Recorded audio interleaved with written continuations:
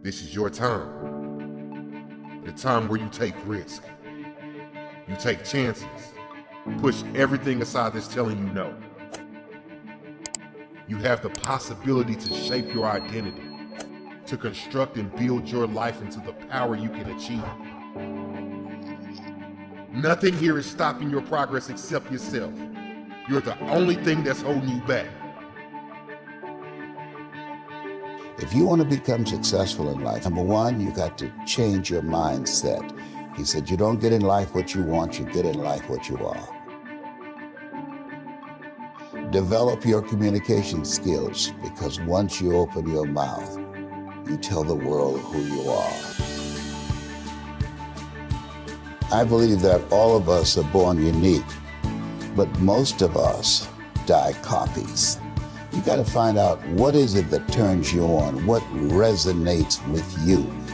One of the things that I realized and what allowed me to become successful as a speaker, the speaking industry has been hijacked by people who speak to sell, and it's okay to do that and make money.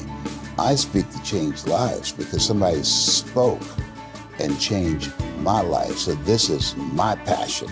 This is my drive. This is something that I feel in my heart. And so the key to that hunger-driven life is a heart-centered life.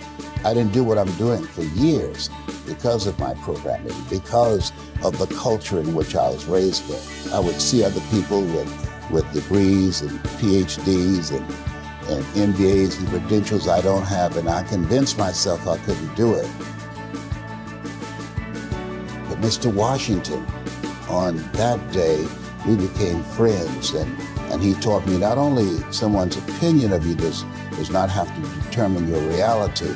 He said that you have to work on yourself. You have to have an unstoppable attitude, and no excuse is acceptable, and you've got to make it a priority, a non-negotiable in your life,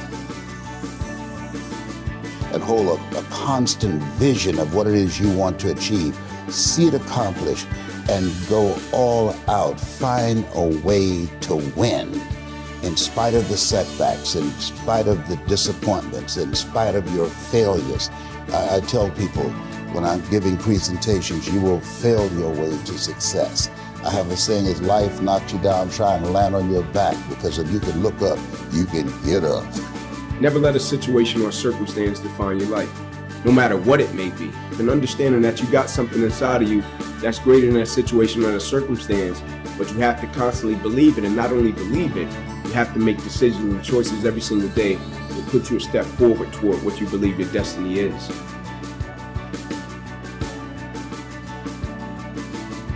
In life, it's a lot of moments and it's a lot of people that change and impact your life, right? Like, I don't believe it's just one moment and you say, this one moment just changed my life. Even though that moment may have, but it's going to be another moment that's going to shape and change your life as well. Either somebody is in the midst of adversity or just came out of adversity, or it won't be long before they head into adversity. So you need to be prepared either way.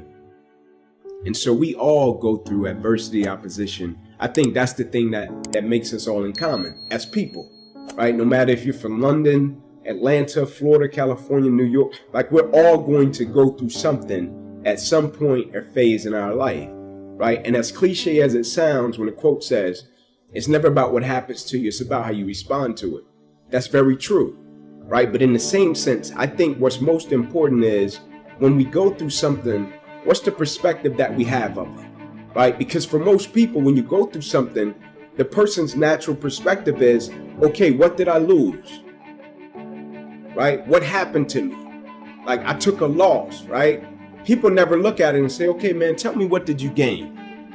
Right? Even though I know it hurt, you didn't want to go through it, but look at it in a way to where you can say, what's the lesson in this? Right? What would you say life is trying to teach you from dealing with this?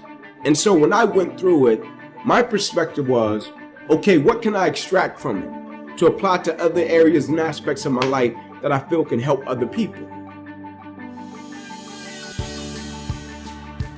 And I firmly believe the quicker you can shift your perspective from yourself to others when you're in the midst of adversity, the quicker you'll get through it, right? Martin Luther King has a quote that says, life's most persistent and urgent question is, what are you doing to help other people? Now, I'm not telling you to not acknowledge your pain. I'm not saying that. I'm not telling you not to say, man, I'm going through this and it's hard. I'm not saying that.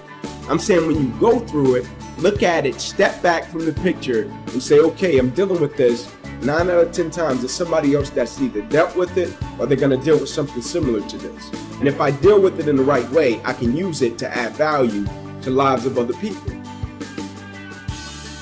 When you live a hard-centered life, deciding that you're going to live a life that will outlive you, you're going to live a life that counts, a life that will build a legacy and change the planet. You know, Horace Mann said, we should be ashamed to die until we've made some major contribution to humankind. Get to know yourself. That I believe that we're taught, be ye not conformed to this world, be ye transformed by the renewing of your mind.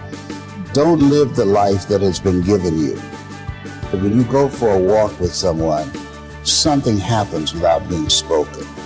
He said either you adjust to their pace or they adjust to your pace. Whose pace have you adjusted to? And so there are things that we pick up and we think that they're our choices, but they're the choices that we've been programmed by life to do. When we leave our homes in the morning, we're bombarded with over 6,000 advertising hits through Facebook, through Twitter, through Instagram, through television, through our phones and through our communities, and through the computers. And so all of these things are impacting us every day. So if you don't have a program for your mind, then your mind is going to be programming. You'll find yourself doing things that you did not know and that they affected you, that they, through marketing techniques and strategies, that they will create a thirst within you. You've got to have someone that can see something in you that you can't see, that can take you to a place within yourself that you can't go by yourself.